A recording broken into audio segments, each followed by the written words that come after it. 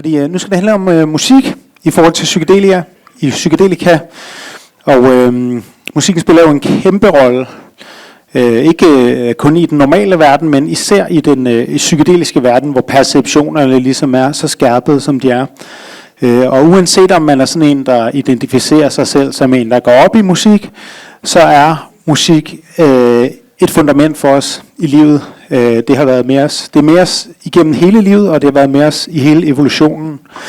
Det ældste instrument, man har fundet, det er en fløjte, som er 60.000 år gammel. Den er lavet af neandertalere og peger på, at vi har arbejdet med musik allerede, før vi faktisk blev til mennesker. Har vi kunnet lave relativt komplicerede instrumenter, og det viser jo, at vi selvfølgelig har lavet musik længe før det, fordi vi kan synge og vi kan klappe. Og rytme er det første indtryk, der møder vores sanser, før vi overhovedet bliver bevidste. Før vi bliver født, kan vi jo høre vores mors hjerte og forstår det som noget trygt. Det første sprog, vi forstår, er tonalt. Børn forstår måden, vi taler til dem. Den melodi, man vælger, når man siger til et barn, spørger om det er sulten, hvad man nu gør, prøver at berolige det. Forstår børnene, de forstår melodien i sproget længe inden, de forstår selve sproget. Og i alle kulturer i hele verden, der synger man for børn, når de skal falde i søvn. Musik er noget, der forbinder kulturer i verden, for det er større end kultur, det er noget, der binder os sammen som væsener, ligesom myceliet binder træerne sammen ude i skoven. Så når man kommer i en tilstand, hvor man måske har glemt, hvem man er, og mistet sit ego, og tabt sin kultur og forladt sin krop, så er musikken der stadigvæk, og så er det den, man ligesom er. Og uanset om det er mescalinkaktus, eller DMT i ayahuasca, eller om det er psilocybinsvampe, og om det er i Sydamerika, eller Afrika, eller Europa, eller Asien, og så langt tilbage i historien, man har kunne forske, der har man vist, at psykedelisk aktivitet og shamanistisk virke hænger sammen med musik. Så det gør det selvfølgelig også stadigvæk i dag, og hvordan den sammenhæng er, skal vi snakke om nu i det her sidste indslag i dag, før vi går over i det helt opløste program, hvor det faktisk er musikken, der taler. Så skal vi tale om musikken. Jeg nævner lige panelet, og så tager vi en grundig navnerunde bagefter. Men først her har vi Katarina Messel, som er, udtaler det rigtigt, Messel? Ja, Messel. Katarina Messel, som er magister i musikterapi og uddannet GIM-terapeut, som hun forklarer om lidt, hvad det er. Hendes arbejde er simpelthen at kuratere musik til psykedelisk terapi og forske i, hvordan det virker, ikke? Og ved siden af hende har vi Rasmus Rekyl, som er musiker og eventmager, blandt andet under navnet Rumsar. Og han er gået fra nattelivet til det mere ceremonielle rum, kan man vist roligt sige. Over på venstrefløjen har vi Michael Rasa, som er musiker og DJ og kendt verden over for sin trip-mix, som ligger på SoundCloud og virkelig er anerkendt som rigtig gode. Og jeg har sat mig på den her stol, frem for den her stol, fordi jeg er også blevet bedt om at være en del af panelet, nemlig selvom jeg også er moderator af det. Og jeg hedder Rasmus Poulsen, jeg er musiker, og mit arbejde med musik, det er, når det kommer til psykedelika, så er det som DJ, hvor jeg har spillet nogle gange til nogle begivenheder, hvor folk har været på trip, og jeg har lavet nogle trippemix og det ene med det andet. Og det jeg søger i rejsemusik, det er at finde det jeg kalder for transporterende musik. Altså musik, som ikke blander sig for meget i processen, men bare sådan faciliterer, at tiden ikke står fuldstændig stille. Og det skal være musik, der ikke er behæftet med associationer. Og det skal jeg ret svært at finde faktisk, men jeg vil helst have noget musik, hvor jeg ikke tænker for meget. Jeg ikke kommer til at sidde og tænke over, hvem der har komponeret det, og hvad for en tid det er fra, og hvordan de har set ud, dem der spillede det, og hvad for en kultur de har levet i, og hvordan de har set på homoseksualitet, og hvordan man i den kultur vil have det med, jeg ligger her og splatter ud til det på stoffer, og hvad sangen nu handler om den var sur eller vred, og hvordan den blev modtaget af publikum, og hvordan fansene ser ud, når de holder festivaler. Alle de der ting, man kommer til at tænke på med forskellig musik. Og i den her paneldialog, der har vi faktisk fået lov at spille musik, og jeg vil starte med at spille mit musikeksempel, som er et eksempel på det, jeg forstår ved transporterende musik. Det er en plade, som hedder Planetary Unfolding, som er en time lang. Vi hører det første minut. Hvis der er hul igennem, hører vi det. Ja.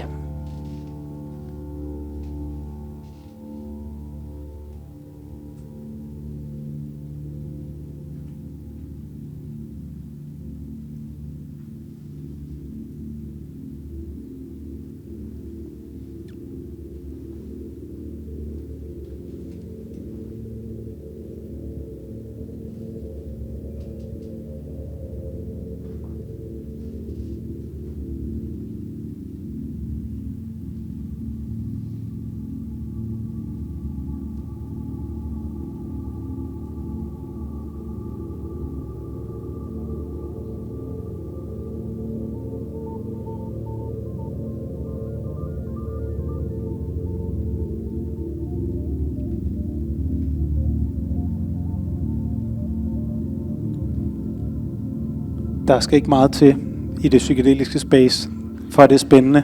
Men når man sidder og hører det sådan her, og kigger op på scenen, så er det faktisk, så var det et langt minut, føler jeg.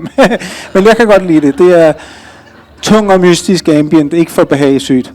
Nu giver jeg ordet videre til dig, Michael Rasser. Hvem er du, og hvad er din tilknytning til det her felt, der hedder psykedelika og musik? Ja, altså min psykedeliske rejse er vel... Du får den her lidt til. Okay.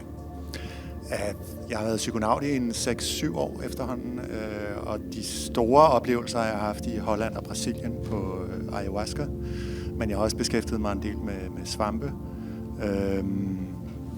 Og den gruppe i Holland og Brasilien, jeg har været til, der oplevede jeg for første gang, hvordan musikken fuldstændig kunne definere, hvor jeg røg hen.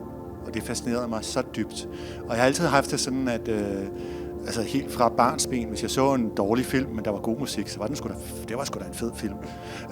Og hvis jeg så en film, som folk bare var helt vilde med, men der var ingen musik, eller den var ikke noget musik, jeg kunne lide, så det kunne jeg sgu ikke lide. Så jeg har altid været meget påvirkelig med musikken. Men i Holland oplevede jeg, hvordan at shamanen, det kalder han sig jo aldrig, sammen med de live-musikere, der var, og nogle gange med hele hi-fi-anlægget, han også havde, simpelthen kunne styre rummet, vi var nogle gange 40 deltagere, som et symfoniorkester. Hvis han satte det her nummer på, så kastede han folk op. Altså, og det var hver gang. Altså det der nummer, jeg lige spillede? Nej, et andet nummer. Jeg spiller det senere i aften. Okay, vi har det vi skal lige have spændende frem først. Men det inspirerede mig. Altså for mig gjorde psykedelika 2 store ting i mit liv. Og det var, den ene var, at jeg blev meget mere tilstedeværende og bedre far for mine 3 drenge. Og det andet var, at jeg startede på at både finde og lave de her musikmixes til psykedeliske rejser og til indre rejser, og også selv komponere musik. Så min kreativitet blev vækket af det psykedeliske. Og det er de 2 ting, jeg altid nævner, når folk spørger, hvad har psykedelika gjort for dig? Der har været en masse indsigter og forhold til mine forældre og ting, jeg arbejder med nu og sådan noget, men det er sådan underordnet. Det er noget af det, vi alle sammen på et eller andet tidspunkt skal igennem måske. Men musikken er i hvert fald en meget central del af det. Og så begyndte jeg ligesom at finde ud af, hvad er strukturen i de her musikrejser? Hvad er det, de gør, hvor der er forskellige faser, og det snakker vi bagefter om. Og en af faserne, det er, at ligesom når det rigtig kigger ind, så bruger jeg meget af det, at man skifter mellem at pushe deepene, altså gør rejsen dybere, pusher folk ned eller op, eller hvad du nu vil kalde det, til at give mere slip. Og det kan være meget følelsesladet musik, det kan være ligefrem skræmmende musik, det kan være dyster musik, det kan bare være meget spacey musik, for eksempel det nummer, du lige spillede, vil jeg sige, vil være deepening for mange. Og så skifter jeg ofte over til et par numre med dem, men så kommer der noget holding, comforting musik, og derfor har jeg fået lov til at spille 2 eksempler. Og det første, det er et eksempel på det, jeg vil kalde deepening pushing musik. Og det er faktisk et nummer, jeg selv har skrevet og selv komponeret og indspillet. Og det hedder Accepting Sadness. Jeg tænker, at lydeksemplerne godt kan være en lille smule højere, hvis det er okay for jer derude, til hvem der nu styrer det.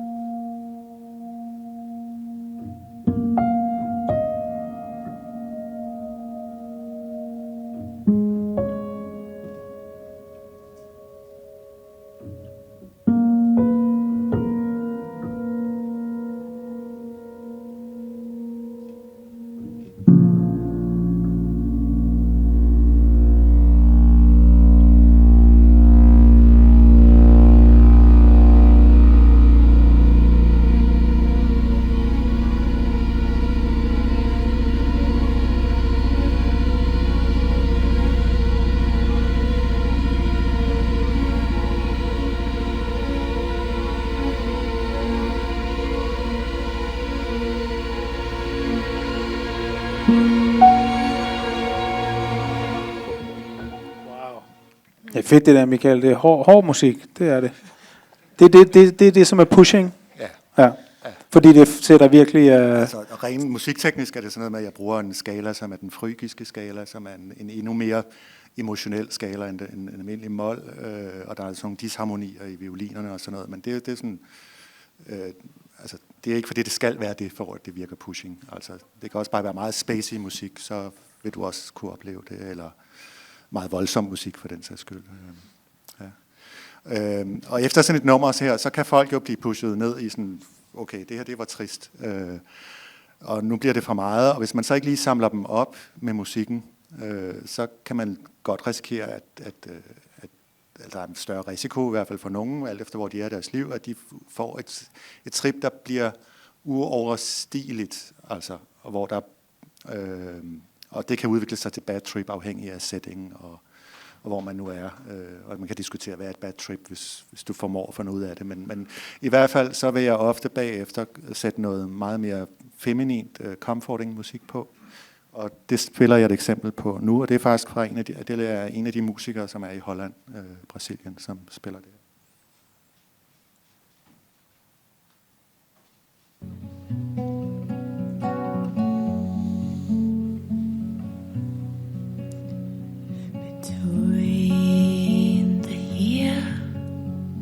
Between the now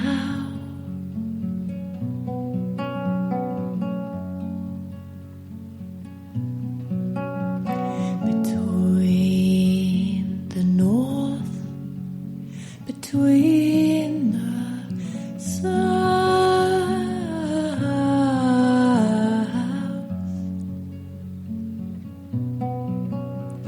between the west, between the east,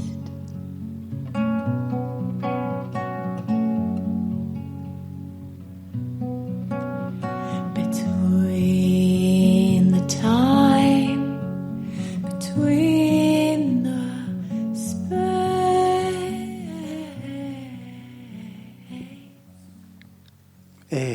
Ja, det er en lidt anden energi, tror jeg, de fleste vil give mig ret i. Ja. Tak for det. Tak fordi du lige landede os der igen.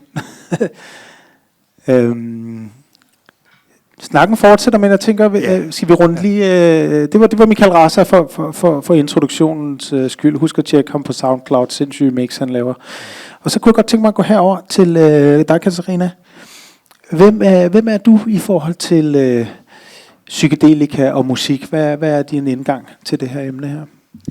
Altså, jeg er uddannet musikterapeut, som er en psykoterapeutisk uddannelse, hvor vi lærer at bruge musik som et redskab i terapien. Så det er jo meget den her forståelse, som du også lagde ud med.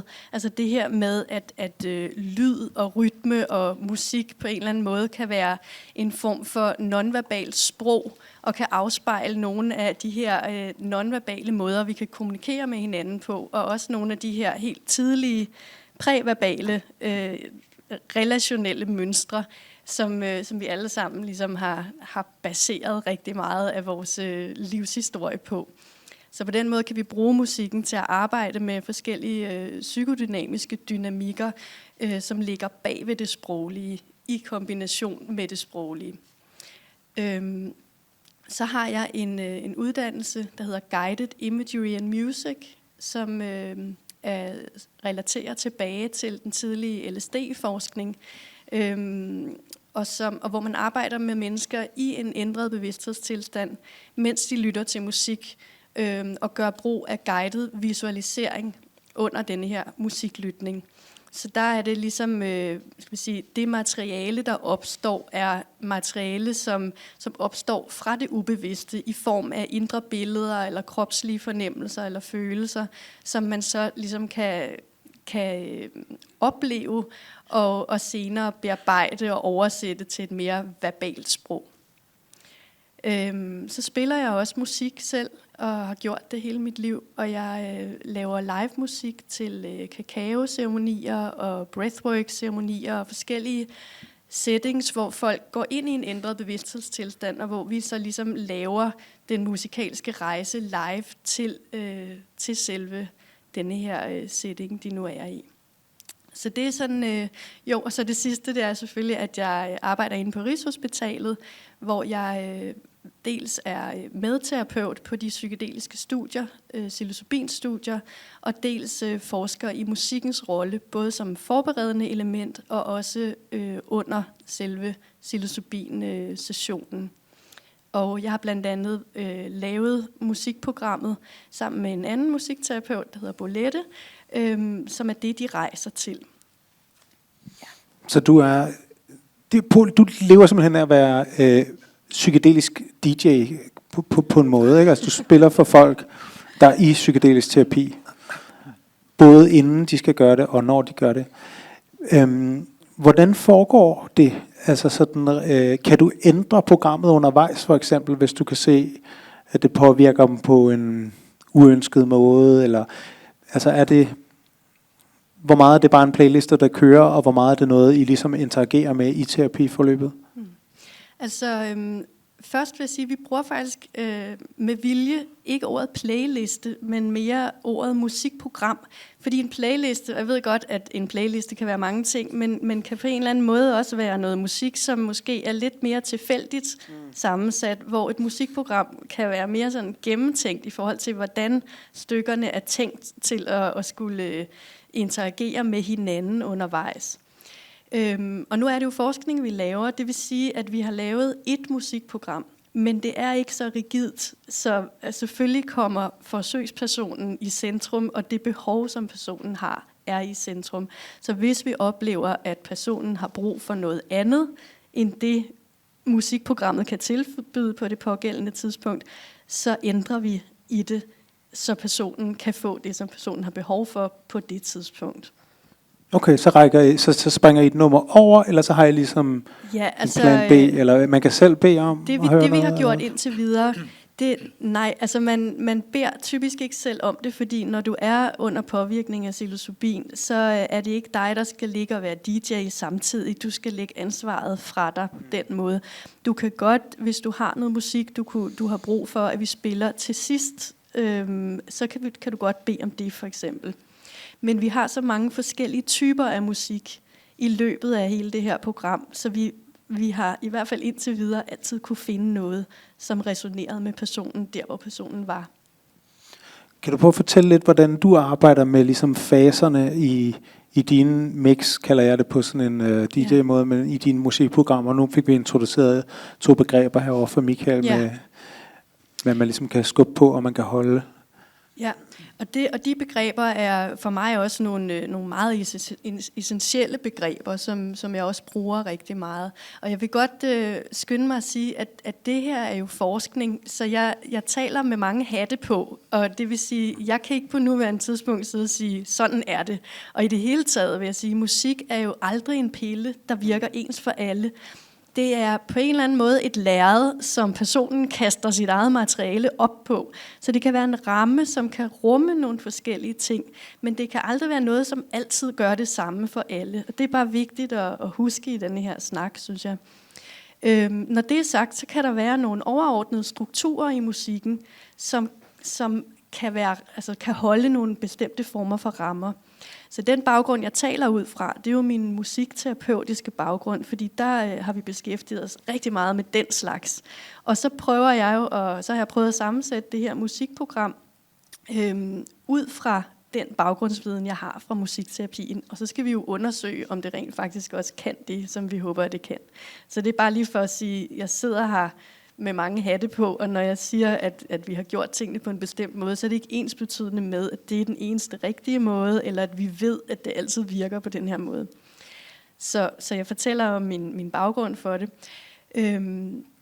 Og den baggrund, jeg har, det er, at vi har lavet en struktur, som vi ved, at man har lavet mange andre steder, i andre studier, også i de tidlige LSD-studier, for hvordan man ligesom kan skrue sådan en musikalsk rejse sammen. Den følger jo meget konturerne af stoffet. Så det vil sige, der er en fase, hvor tingene ligesom langsomt begynder at ske, hvor stoffet begynder at virke, hvor der er nogle fysiologiske effekter, man begynder måske at fryse, eller få mere hjertebanken, eller hvad det nu kan være, og ens tanker begynder at ændre sig osv., indtil man begynder at nå en eller anden form for peak, hvor man måske oplever, at man pludselig ikke kan mærke kroppen længere, eller man pludselig ikke er sit ego længere, og man ligesom går i en eller anden form for opløsning af det, man normalt kender som sig selv og sit eget ego, ikke? Altså det, vi kalder en ego-død. Eller, og så er der en peak-fase, som kan køre i måske en time eller to inden for det her psilocybin, hvor man spiller noget særligt musik, der kan understøtte den her meget, meget udvidede bevidsthedstilstand. Og så vil man lige så langsomt begynde at falde igen. Og det er jo anderledes end for eksempel en ayahuasca-ceremoni, hvor man typisk får 2 eller 3 kopper, og derfor har en anden profil på rejsen. Her der får man en højdosis psilocybin, og så holder det sig i peak, og det er meget forskelligt fra person til person, men omkring et par timer, og så begynder det lige så langsomt at falde igen. Og denne her fase, hvor det falder igen, det er egentlig den, der er den længste.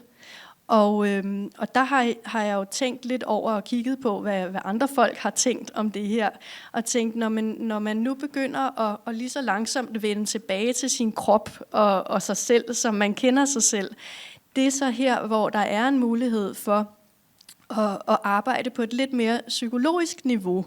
Så der har jeg lagt nogle faser ind, som giver en mulighed for på en eller anden måde at bearbejde denne her meget store oplevelse, man kan have haft i den her meget udvidede tilstand.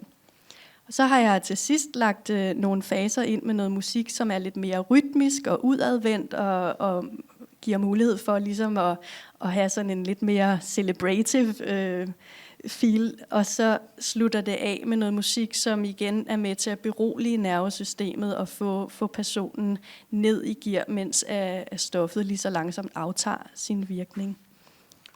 Svedigt. Vi skal selvfølgelig videre med præsentationsrunden, men der er lige noget, jeg har lyst til, at du lige skal fortælle om, fordi jeg har hørt dig snakke i et podcast, det er som hedder Den Forbudte Skole, skud ud, glimrende podcast, hvor du fortæller den der historie om, jeg tror det er noget om, hvordan Guided Imagery, den uddannelse du har taget, hvordan det ligesom er startet, historien med konerne der. Ja, altså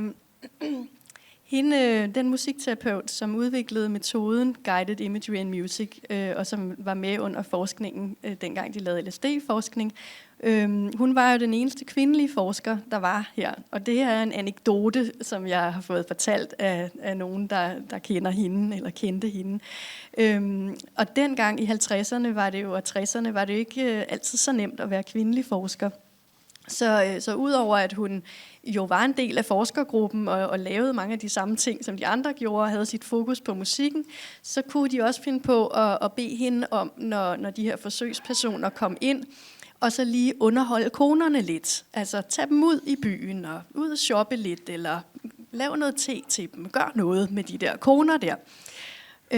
Og det hun så gjorde i stedet for, det var, at hun lagde dem ned på en sofa, og så begyndte hun at eksperimentere i forhold til at lave en afspændingsøvelse og nogle vejrtrækningsøvelser, og ligesom få dem ind i en meget afspændt og let ændret bevidsthedstilstand, og så spille musik og lave en form for guided rejse med dem, men uden brug af stoffer. Og her der fandt hun så ud af, at de her koner, de havde faktisk nogle helt vilde oplevelser, og hun kunne faktisk lave en rejse med understøttelse af noget musik, som kunne det, den skulle kunne på de forskellige faser, som faktisk mindede i kontur om den psykedeliske rejse, men som jo så bare var meget kortere, altså at man kunne gøre det på 1,5-2 timer, i stedet for de der 8-12 timer, som en LSD-session jo varede. Og det, der var det gode ved det, det var, at folk kunne faktisk også bedre huske det, de havde oplevet efterfølgende. Så det var sådan hendes start til at begynde at udvikle denne her metode. Wow. Du har jo også taget et stykke musik med. Skal vi høre det nu, eller skal vi vente lidt? Men altså, vi kan godt høre det nu. Hvad er det for noget? Det første stykke, nu ved jeg ikke, hvad for en rækkefølge det er lagt i. Det bestemmer du. Det er dig, der er DJ. Godt. Jamen, så tager vi det første stykke, som er det klassiske stykke. Nu har jeg valgt noget.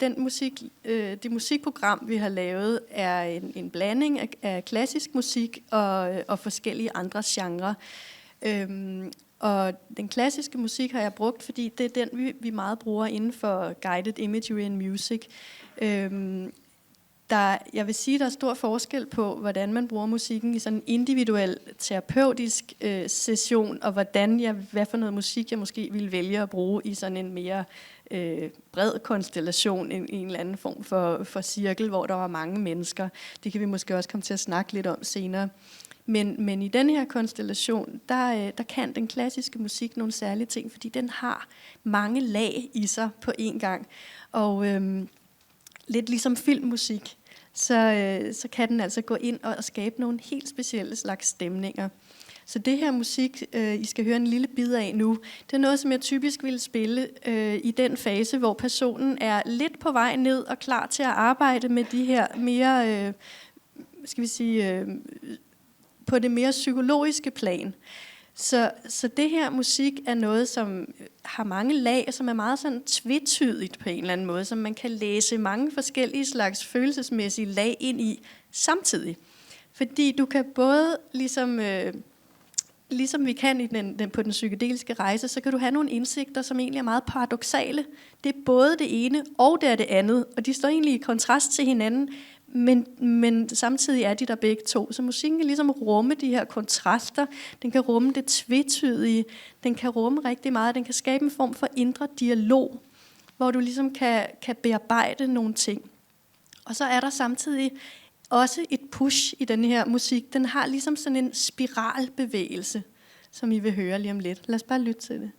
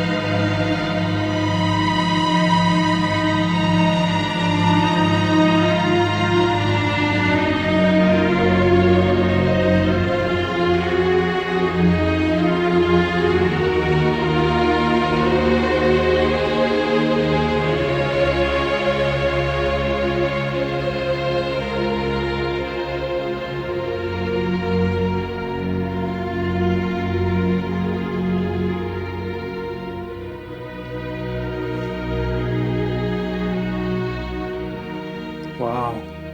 Sikkert nummer. God gamle Samuel Barber. Det var jo hvem, siger du? Samuel Barber, Adagio for Strings. Ja. Fedt. Jeg shazamede det lige, så jeg kunne kigge senere. Men fedt, du vidste det. Skal vi høre det andet eksempel også, Ja, lad os bare når gøre du er det. i gang? Så det andet eksempel, det er et stykke musik, som er et persisk stykke musik. I det her musikprogram har jeg også valgt at prøve at komme nogle musikstykker fra forskellige kulturer ind. Og så er det et musik, som er et vokalt stykke, altså hvor der er en mand, der synger.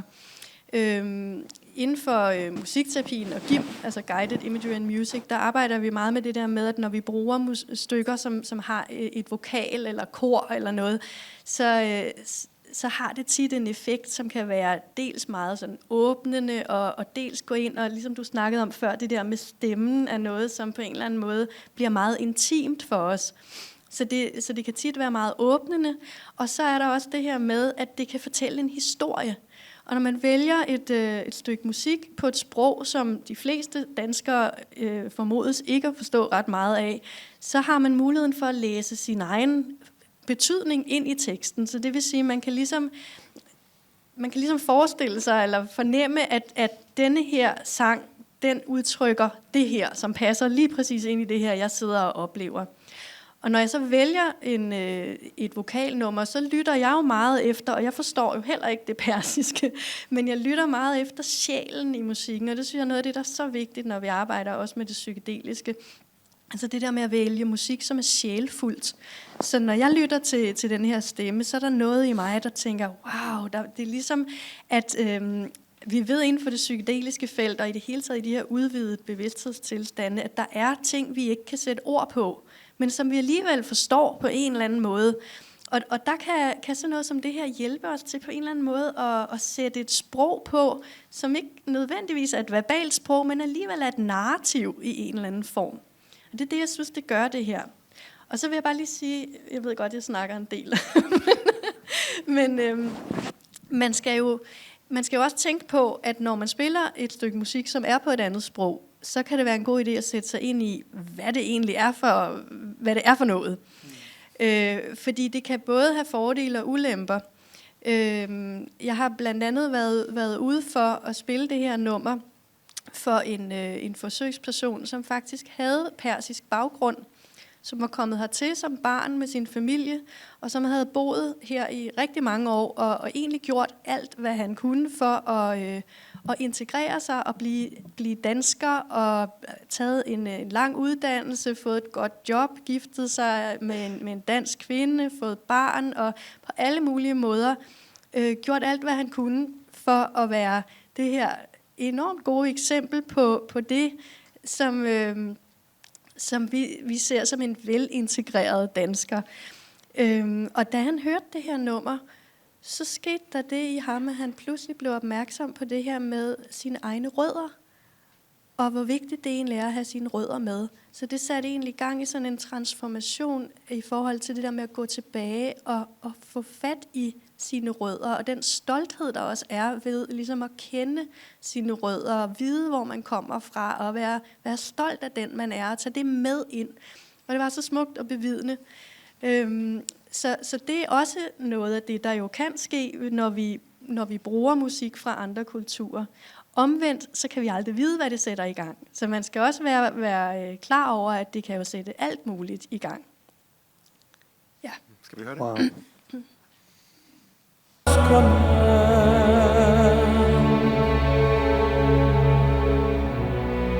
هر ذره که در هوا در هامون است نیکو نگرش که همچو ما مفتون است هر ذره اگر خوش است اگر محزون است سرگشته خورشید خوش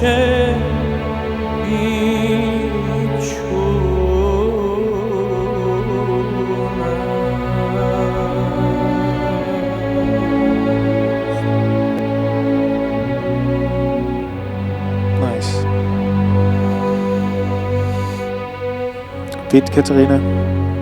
Jeg tænker, vi har brugt cirka halvdelen af tiden på halvdelen af navnerunden, så vi går videre. Nej, det passer ikke. Vi har kun en tilbage i navnerunden. Hvad er der med dig, Rasmus Rekyl, i forhold til musik og psykedelika?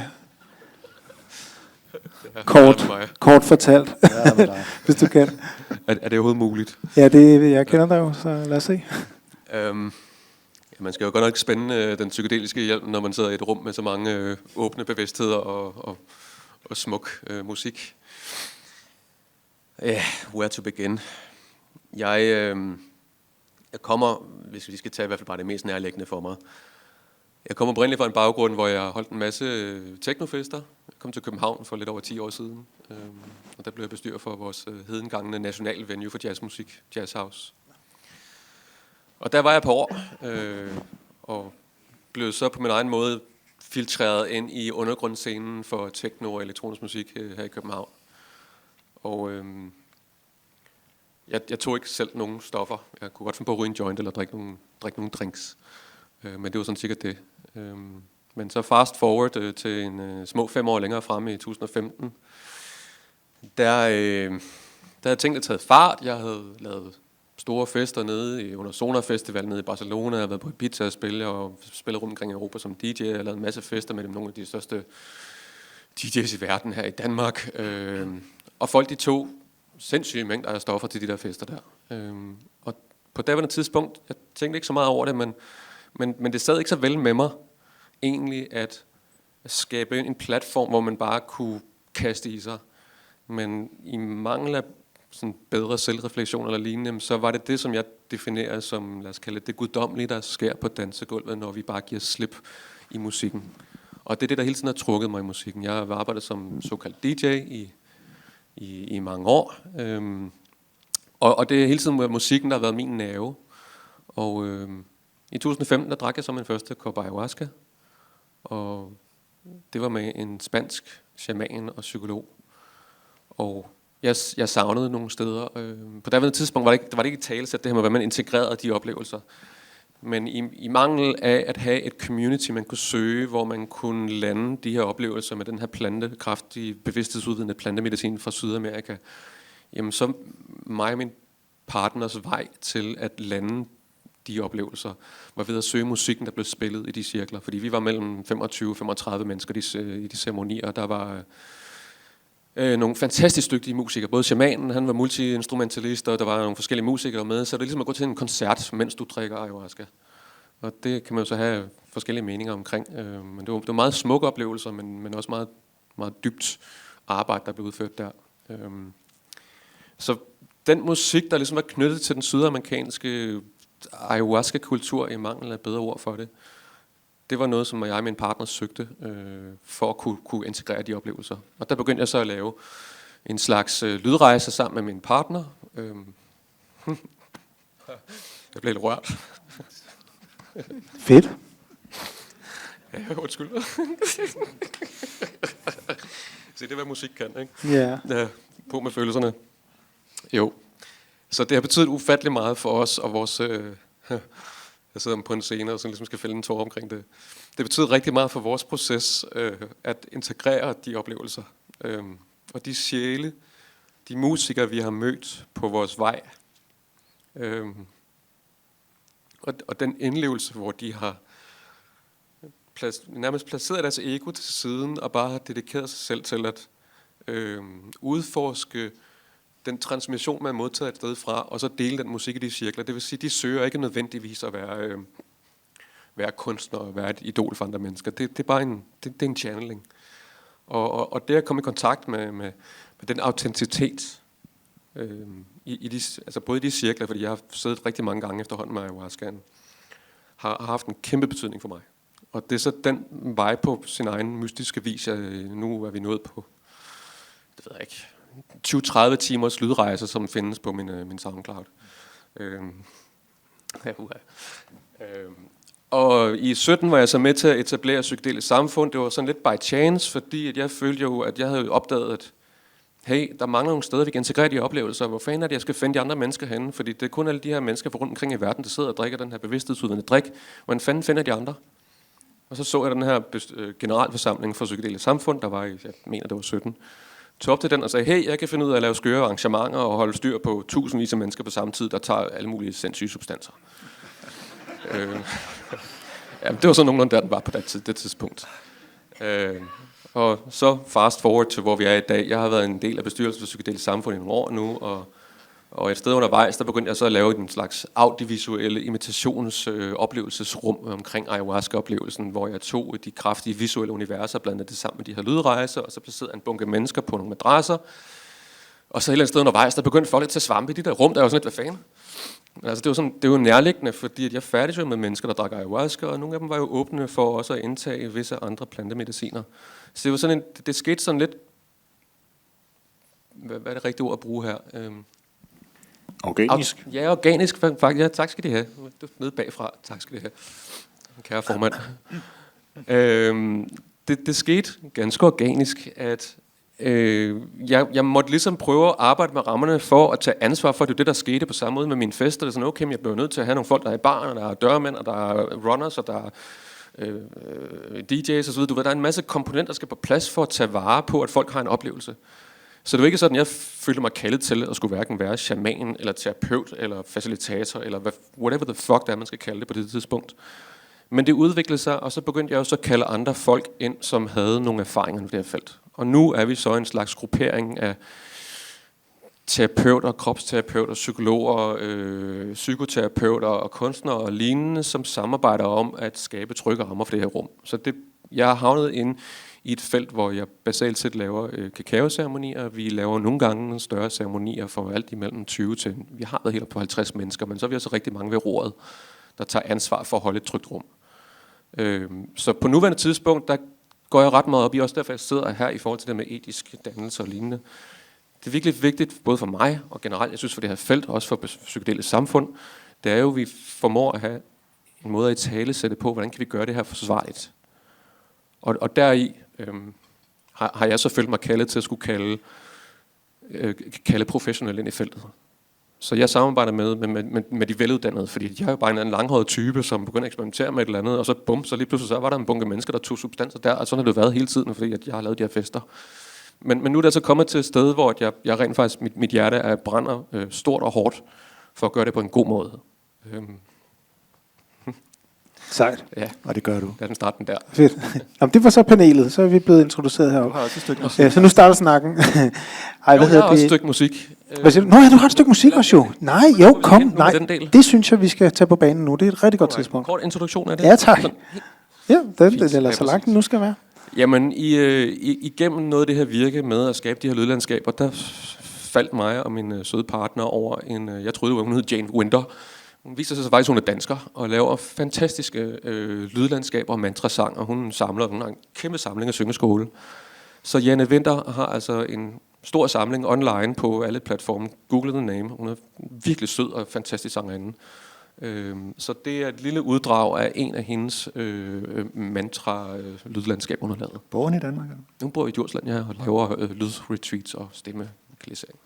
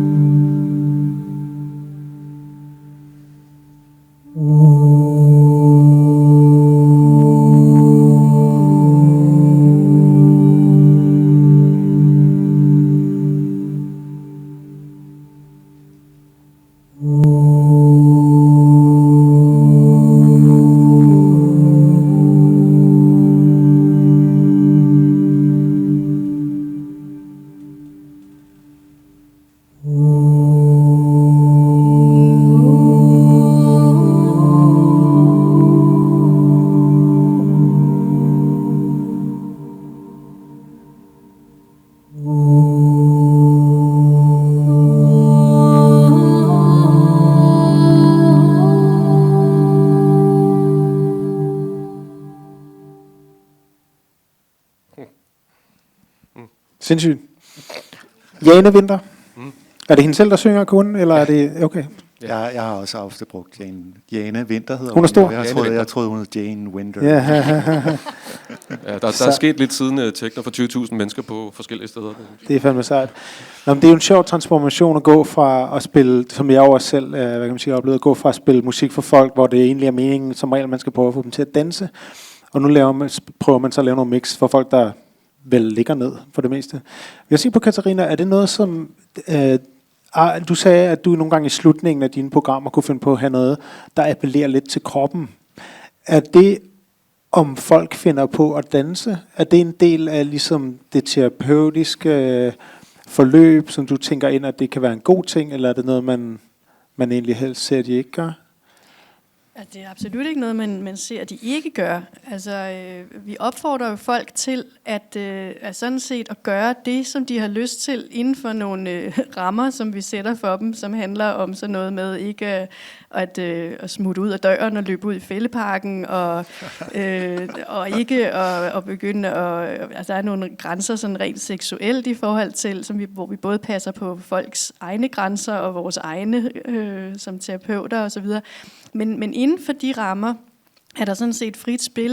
Det vil sige, at vi opfordrer folk til, hvis de får brug for at lægge sig og lave yogaøvelser, eller hvis de får brug for at rejse op og danse, eller hvad nu de får brug for, så gør det endelig. Det er en del af det. Det man kan sige, det er, at når du er i sådan en individuel terapeutisk setting, så er det jo ikke måske så tit, at du vil se folk stille sig op og holde deres helt egen fest. Der tror jeg, at der er et større felt omkring det der med at være i en gruppe, hvor man ligesom kan smitte hinanden med denne her fest og bruge kroppen sammen. Så jeg synes, der er en stor forskel på de to ting, men vi opfordrer helt klart folk til at bruge kroppen, hvis det kommer over dem. Så hvordan er det anderledes, og det gælder hele panelet, at lave et mix eller et program til en gruppe kontra, altså en gruppe, der hører det fra højtalere, kontra en person, der ligger og hører det i hovedtelefoner? Altså jeg vil sige, de sidste del af min mix er jo ofte, skal vi sige, relativt meget elektronisk musik, som folk kan danse til, og det kan også være akustisk musik, som folk kan danse til. Men der er ofte den del faktisk ikke passer til en individuel session. For du kommer ikke derhen, medmindre at terapeuten selv danser med. Fordi man kommer alligevel ud af det psykedeliske space på det tidspunkt, så man begynder at få sin generthed op og den slags. Men til gengæld vil jeg sige, at hvis du gør det i en gruppe, hvor flere rejser sammen, og du kommer hen i det, hvis folk ikke er fuldstændig smadret efter en meget, meget hård session, og du så faktisk lykkes at komme ind i celebration-fasen, som jeg kalder det, så er det faktisk en utrolig smuk måde at starte en meget stærk integration af oplevelsen. At du får den fejring af livet sammen med medrejsende. Og der er ikke noget stærkere bånd, der kan skabe grundlaget for den integration, end hvis du når derhen. Så for mig er det også altid... jeg har altid været lidt modstander af dem, der starter meget sent på deres ceremonier, for det er så om morgenen, folk er helt færdige. Altså, jeg vil hellere starte tidligt, sådan at folk stadig har noget energi til at faktisk få lov til at have den celebration-fase og komme ind og danse sammen og fejre livet. En anden ting, eller et andet sådan musikalsk element, eller hvad kan man sige, som jeg i hvert fald tænker meget over i forhold til at kuratere musik til folk, der tripper, det er det der med, om der må være ord i musikken. Du spillede jo et eksempel, Michael, hvor der var tydeligt forståbar engelsk tekst. Vil du lægge det hvor som helst i et mix, eller høre det til den celebratory fase der? Ikke i piken. Ikke i piken, nej. Fordi der kan det være konceptuelt svært og forstyrrende at have for mange ord. Men på plateauet synes jeg normalt, det går rigtig, rigtig fint. På plateauet, hvad er det? Ja, det er ligesom den lange fase, hvor det langsomt tager af, som Katarina snakkede om. Helt klart. Ja. Jeg synes, at vi godt kan lukke lidt op for, at man også kan række hånden op, hvis der er et eller andet, man vil spørge om dernede fra. Jeg spørger også bare løst, men nu er den ligesom åben, så rækker man hånden op, så er der en eller anden, der kommer med en mikrofon, og så kan vi snakke sammen alle sammen. Vi har gået til tid tilbage af den her snak. Vi hørte tidligere Fanny Brandt sige i paneldialogen omkring undergrundsterapi, at hun nogle gange hun tager ud og optager noget natur og spiller. Integrerer I den slags reel lyd nogle gange i jeres programmer? Ja, det gør Rasmus. Rigtig meget. Hvad for noget? Og hvorfor? Og hvorhen i fasen? Altså, nu var det jo ayahuasca lydrejserne, der virkelig sat sådan for vores del fokus på oplevelsen både med medicinen, men også med musikken, og fordi at Amazonas er så stor en del af den plantemedicin, den kommer fra Amazonas regnskoven.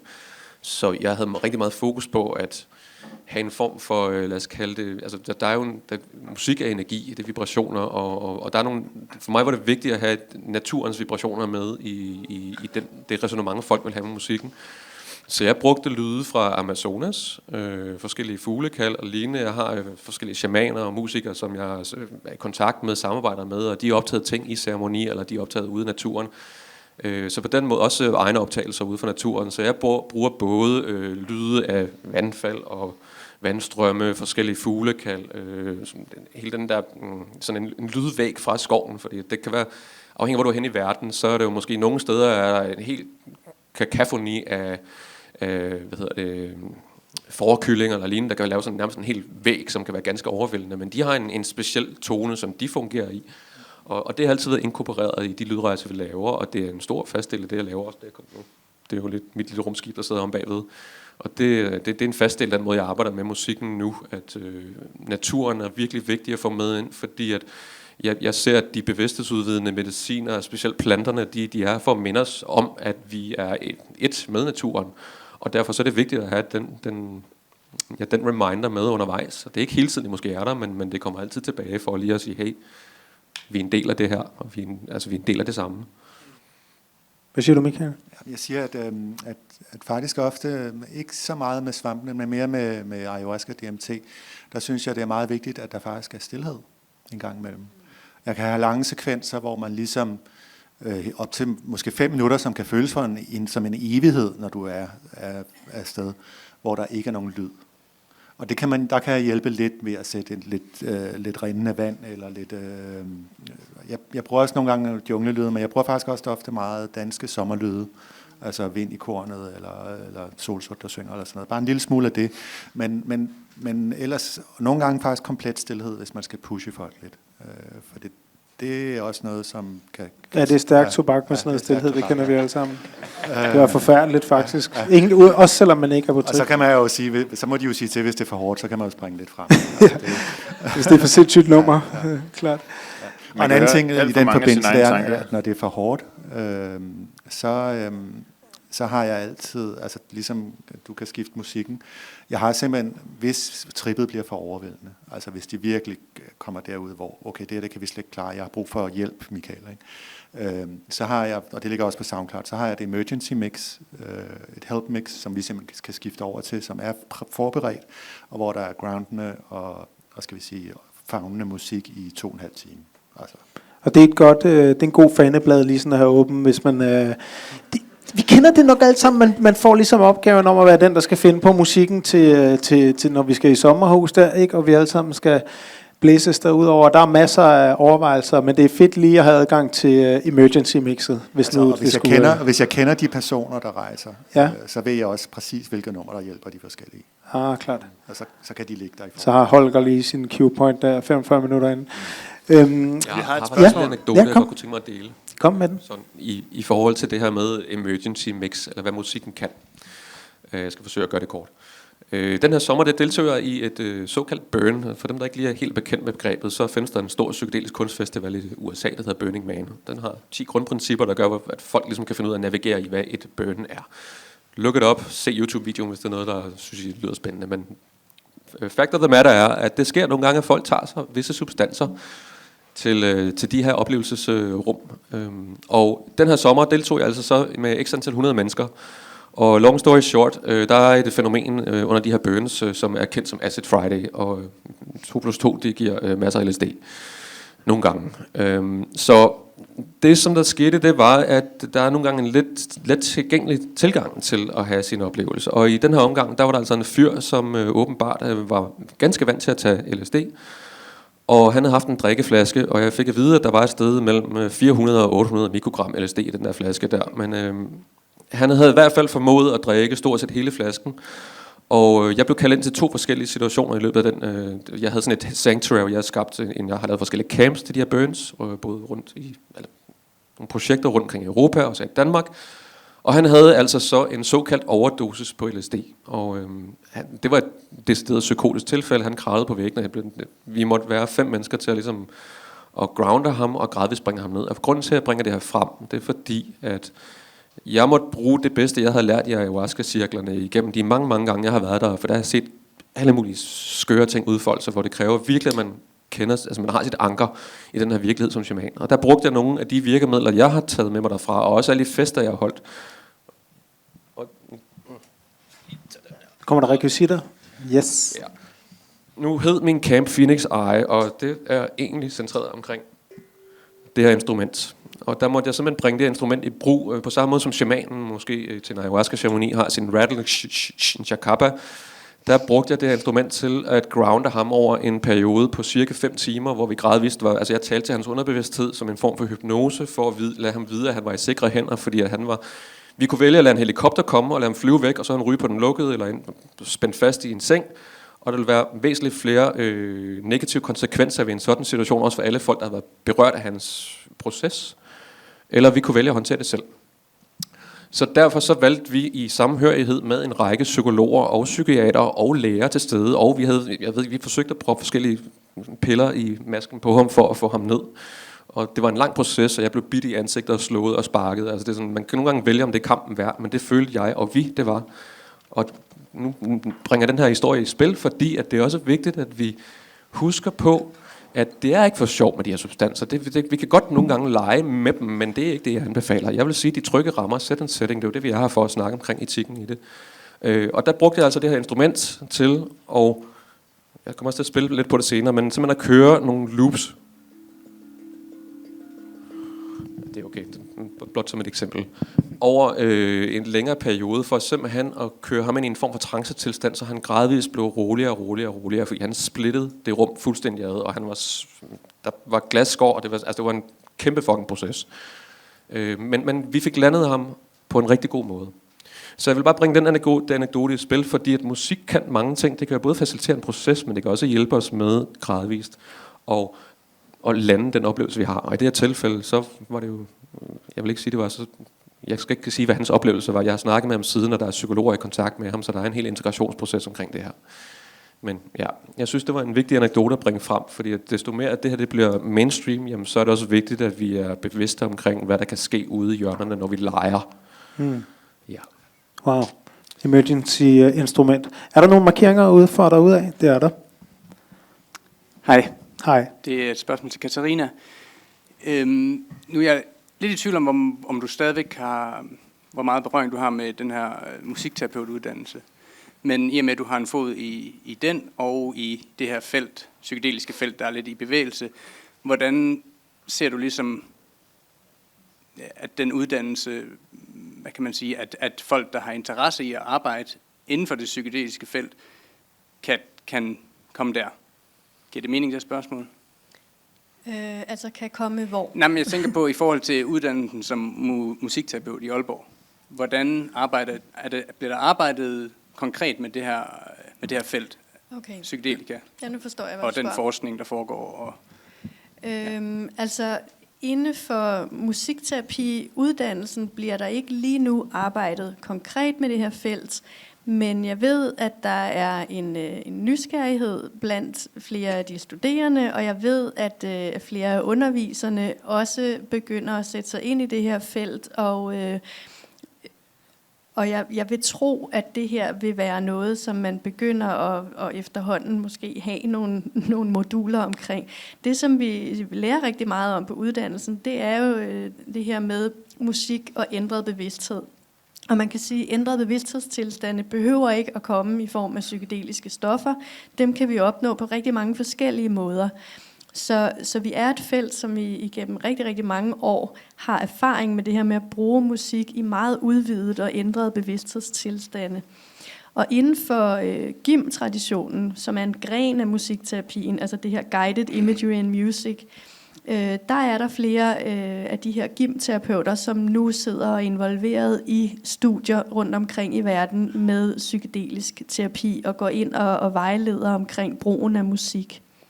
Så det er et felt, som begynder at åbne, og jeg sidder lige nu selv og er i gang med, sammen med en musikterapeut, som også underviser på uddannelsen, og skrive en artikel omkring vores proces med at lave det her musikprogram til psykedelisk terapi. Så det er helt sikkert noget, som vi er opmærksomme på, og som kommer til at blive, tror jeg, et felt inden for musikterapien. Det er vel kun den mening, at det gjorde det i hvert fald. Så er der et spørgsmål der. Ja, det vil bare sige, at jeg synes, det er rigtig fedt, at vi har det her panel om musik. Også fordi, at man kunne sige, at... jeg går klart igennem, ikke? Ja, jo, du går fint igennem. Det er godt.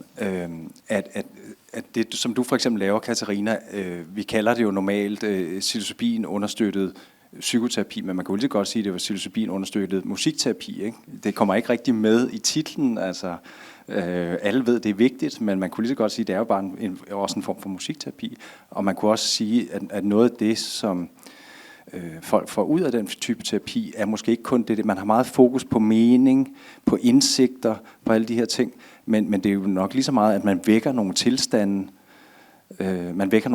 i folk, og det giver man vækker nogle nye bevidsthedstilstande i folk, og de bevidsthedstilstande er også en form for vibration, eller et tilstedevær, der har en særlig musikalsk eller vibrationsmæssig kvalitet. Det ser jeg i hvert fald også som integrationsterapeut, at det er også noget med at lande de der tilstande og få den der vibe, som man havde, når man var i den der psykedeliske tilstand. Den der særlige måde at svinge med verden på, som egentlig er en musikalsk kvalitet. Det er lige så meget den, man kan integrere, som det er meningen, eller indsigterne, eller det psykodynamiske materiale. Så ja, jeg ved ikke, hvad spørgsmålet er. Det er vel bare mere, hvordan kan vi få mere for den dimension sådan til sin ret, eller ind på... Jeg tænker, den er meget central, og den bliver måske gjort lidt sekundær. Så, ja. Altså, må jeg Ja, sige noget helt det synes jeg. kort til det? Altså, du har helt ret. Det er jo en hel masse mere end bare indsigt og mening. Nu siger jeg bare, for det er jo meget, meget vigtige ingredienser i det, vil jeg sige. Men det er jo netop hele den der, den kropslige dimension, nervesystemet, og ikke mindst i forbindelse med traumebearbejdninger. Det er jo en rigtig vigtig del af det, ikke? Og så er det alt det her ordløse. Altså alt det, som vi faktisk ikke rigtig har ord til inden for det her felt. At det er netop en eller anden form for, nu kalder du det en vibration, ikke? Men det er en fornemmelse, som er ordløs, og som vi kan sanse. Det er en sansemæssig oplevelse, som vi kan integrere på nogle andre måder. Og jeg synes jo, det vil være interessant også at kigge på i fremtiden, hvordan kan vi bruge musikken til at integrere de her oplevelser, til at oversætte de her oplevelser, til at tage fat i det, som måske ikke er landet ordentligt, og udfolde det yderligere igennem den her musikalske oplevelse. For så til sidst også at kunne få sat de her ord på, som jo også kan være en rigtig vigtig del af integrationsprocessen. Vi har 5 minutter tilbage, før der er mad. Det kan være, at vi lige splatter lidt ud over klokken 19, men ikke meget, synes jeg. Jeg har altid lige et spørgsmål også, der er garanteret også nogle flere dernede fra. Dem synes jeg, vi skal tage i hvert fald en af. Men der er bare et emne, jeg lige vil bringe op, som er, er der nogen af jer, der har nogle overvejelser i forhold til, kan man bare bruge hvad som helst fra hele verden af musik? Altså, jeg tænker på musik med kulturel bagage. Der er jo masser af playlister, hvor der er spirituel musik, der er religiøs musik fra forskellige traditioner. Er det okay altid at bare tage fra en hvilken som helst hylde og putte ind i vores vestlige rum, fordi vi synes, det passer fedt? Er der nogen, der har en kommentar til det, der jeg ser 2 halve markeringer? Hvad siger Katarina? Altså, jeg tænker, at som jeg sagde tidligere, musikoplevelsen vil altid være individuel. 1. 2. Jeg synes, vi skal tænke rigtig meget over, hvad det er, vi inducerer med det musik, vi vælger. Vi skal sætte os ind i, hvor det kommer fra, hvad det er for en betydning, det har. Og vi skal tilpasse det så godt, vi overhovedet kan til de mennesker, som skal bruge det. Og her taler jeg også om, det er noget, vi ikke har talt så meget om, men hele den der spirituelle eller non-duale tilstand. Der er det jo sådan, at hvis du rejser i en ayahuasca-tradition, så vil musikken meget ofte afspejle denne her tradition eller dele af den. Og lige så vel kan du, hvis du rejste i 50'erne til LSD, så ville du have noget musik, som måske var de her store requiemer, som også ligesom laver en meget sådan vestlig religiøs ramme omkring de her oplevelser. Og der tror jeg, det er super vigtigt, at vi gør, hvad vi kan for at skabe en ramme, som ikke lukker folk inde i en oplevelse, som ikke er der, de er. Også spirituelt. Og der kan så noget som naturen, som du talte om, være en ramme, som de fleste kan relatere ind i. Så det er rigtig vigtigt, at vi tænker os godt om i forhold til, hvad det er for noget musik, vi introducerer. Siger Michael? Ja, altså, jeg er meget enig. Selvfølgelig skal man tænke over det, og det musik, vi bruger her, er jo rettet til vestlige personer primært. Altså. Så det er jo vestlig kulturelt baggrundsmusik. Det meste af det, vi spiller. Nu spiller du noget persisk, men det er jo trods alt en fransk komponist, og fra en film, der er produceret i Frankrig. Men altså, og der er strygere med, for eksempel. Ja. Men altså, jeg bruger meget sjældent klassisk musik, fordi det nogle gange er det også en helt anden kultur, end det vi er i dag. Og klassisk musik for mig nogle gange vildt for meget. Altså, og der vil I bruge mere klassisk musik, så det er jo også en 2 veje at gå, og begge dele virker. Men skal vi sige det sådan, at hvis du er på psykedelika, og bare første gang du prøver det, derefter hører du aldrig musik på samme måde. Sådan tror jeg, at de fleste, der har haft en dyb psykedelisk oplevelse, kan være med på, at det ændrer den måde, de lytter på. Og derfor det er bare det, allerede efter første psykedeliske oplevelse, så har du faktisk en del af den psykedeliske kultur i dig, fordi du har lavet det skift, det vindue er blevet åbnet til at opleve musikken på en anden måde.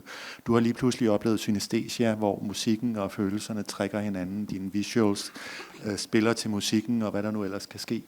Og der er trods alt, skal vi sige, nogle genrer, som hedder Sybient, Psychedelic Trance, og alle de der psykedeliske genrer, som er meget ofte meget elektroniske, men nogle gange har de noget verdensmusik indover. De er skabt ud fra folk, der har haft den oplevelse. Og nogle gange er det rigtigt, altså til en førstegangsbruger vil det være for kulturelt fremmed at tage sådan en Sabian psychedelic electronic music ind, men for os, der ligesom har oplevet det første gang, der er det faktisk meget bevidsthedsudvidende og fremmende for rejsen at bruge den slags musik. Det er i hvert fald min holdning til det. Klart. Skal vi lige tage 2 spørgsmål fra salen, hvis der er flere? Der bliver markeret. Der er en kø i gang, tror jeg, som bliver styret dem, der har mikrofonen. Nu er der en, der har den. Apropos det, du siger, Michael, så tænker jeg også på, at man måske hører musikken anderledes, når man er inde i en stofoplevelse. Eller det gør man, altså når man er i ændret bevidsthed. Så jeg vil spørge, hvad tænker I på, at musikken skal kunne, altså når man er i den mest intense peak? Altså hvad går I efter, når I vælger musik til det? Jeg tror i hvert fald indledningsvis gerne, jeg vil knytte en kommentar til det. For en ting er at have nogle højtalere eller nogle værktøjer til rådighed, som tjener et formål for, om det er en enkelt person i terapi, om det er en gruppe. Der er jo det afhænger af hvilken kontekst det er, vi har de her oplevelser. Men hvad jeg gerne vil slå lige bare et lille slag for, det er i sidste ende forståelsen af at bruge live musik, sin stemme. Vi har altså noget af det, som jeg ser allermest i de cirkler, som jeg både er med til at skabe eller færdes i, det er, at når folk finder deres stemme, de finder deres egen krop og musik. Så live musik i de cirkler, hvis muligt, eller i terapi, er fantastisk. Fordi det er noget med, at energien og dem, der leverer den energi, at de rent faktisk tilpasser sig behovet for enten individet eller gruppen. Men i mangel af bedre, så kan selvfølgelig en velkurateret oplevelse med musik, uanset hvordan den bliver faciliteret, selvfølgelig have et kæmpe impact. Men det er virkelig meget afhængigt af, hvilken substans, hvilken medicin, hvor lang tid er det, hvad er det, vi arbejder med, fordi at, hvad vi taler om her er jo sidste ende, nogle har nogle kraftige traumer, vi skal have taget fat i, andre folk har måske behov for at føle en dyb, fundamental kærlighed, og alt sammen kan blive faciliteret af den musiske oplevelse. Men når man har en gruppe, så er det måske, det eksempel Michael nævnte tidligere, det er meget afhængigt af, hvor det er, vi er henne, og i hvilken kontekst der er, vi arbejder. Nu er vi også lidt biased måske, fordi det er 3 semi-ayahuasca-folk, der sidder her, selvom vi også har været i andre sammenhænge. Men ja. Der er en masse mere. Hvad havde du en kommentar, Katarina? Jeg var bare interesseret i, om du ville sige noget om det, Michael. Altså, når du laver musik til peak-fasen, hvad er det for nogle termer, du tænker i? Hvad skal den kunne? Ja, altså, jeg vil jo ofte skifte mellem musik, som jeg siger, pusher, deeper, og det kan godt være noget klassisk musik, eller det er et nummer af mit eget før, og så skifte til noget instrumentalt holding, uden lyrik, som jeg havde før, ikke? Men fordi det er ligesom lidt senere. Men jeg vil faktisk, hvis I bliver hængende til senere, hvor jeg spiller mit fulde, så spiller jeg et 20 minutter langt nummer af Manesh Moore, som er lavet til en ayahuasca-session, som hedder Breath of Life. Og for mig, da jeg hørte det første gang, oplevede det første gang på en rejse, så var det, den havde begge dele samtidig. Og den har noget meget organisk, og samtidig har den en meget elektronisk drone, som ligesom giver den der bevidsthedsudvidelse. Og så er der nogle naturlyde og noget meget organisk musik indover der, som samtidig holder der. Men der findes ikke meget musik, som gør begge dele samtidig. Men det er et godt eksempel på, hvad der er virkelig, virkelig godt til piken, hvor du ligesom går dybere, dybere, dybere, og samtidig går det ikke for stærkt. Altså. Er det opkastningsnummeret? Nej, men det kommer også senere? Det kommer også, ja. Okay. Lad os lige hurtigt berøre, hvad er det, der sker her om lidt. Nu spiser vi, og så kommer der noget musik. Hvem har tjekket på, hvad det er? I skal begge to spille, ikke også? Men Rasmus, du spiller først, ikke? Var det lige på? Jo, jeg ved faktisk ikke lige, hvad der sker ud i salen med alle stolene og bordene, men jeg tror, hvis det bliver sådan, man kan komme ind og indtage sin mad enten herinde eller derude, så jeg går bare i gang med at, ligesom at sætte nogle lydlandskaber op, og så kan man altså have sin spiseoplevelse af de respektive substanser, der kommer ind der. Og så, jeg skal nok gå mildt til, så jeg bevæger mig lidt over det ambiente, og måske lidt orienteret over i ayahuasca-universet. Men rammerne nedbrydes efterhånden, og derfor det her lille, som sagt, rumskib bag os. Jeg bruger både nogle live-elementer af de instrumenter, som jeg arbejder med, og bygger så nogle lydlandskaber, og det tager, jeg tror, vi aftaler sådan cirka den første time, halvanden eller sådan noget lignende, og så er der en eller anden symbiotiske overgang imellem mig og Michael. Og så efterfølgende, når Michael har spillet, også 1,5-2 timer? Ja, 1 time og 3 kvarter, tror jeg. Ja. der har vi vores gode ven Mantra Flow, som kommer for og ligesom at løfte stemning op, hvis der er, ligesom er konsensus omkring den del. Så vi er her for lidt at mærke energien ude i lokalet. Og sådan lidt ligesom hvis der man går i ceremoni, som sagt, ikke? Så vi føler lidt, hvad der sker ude på gulvet eller på stolen, og ser, hvordan det udvikler sig. Og vi er sådan ganske kompetent inden for det felt, og har beskæftiget os med det i en del år, så vi ser lidt, hvordan det forstår sig. Når vi når ind i min rejse, så kan jeg jo lige meget mod det sædvanlige, så vil jeg jo ikke sige noget om musikken, når man er på et trip. Men jeg skal nok sige til, når de der 2 numre kommer i aften. Ikke? Altså, så er det frem med spændende. Så kommer der en trigger warning. Det er fedt. Og som en service til folk, der får opgaven, når man skal i sommerhus og kuratere musikken, så kan jeg jo så sige, at Michael Rasa på SoundCloud er et godt sted at finde mix. Rumsar også på SoundCloud kan man også finde mix. Katarina, kan man høre dine programmer nogle steder, eller er de skal man være med i et forsøgsprojekt for at få lov at høre? Altså, lige nu skal man være forsøgsperson for at høre det, og de får også tilbudt at få linket bagefter, men det bliver tilgængeligt. Vi er bare lige ved at skrive en artikel, og lige ved at lægge sidste hånd på nogle ting omkring det her, før vi frigiver det, men så kommer det til at ligge på Spotify, hvor man kan finde det. Fantastisk. Tak til alle jer. Nu er der mad og musik efter det, og ellers så ses vi i morgen klokken.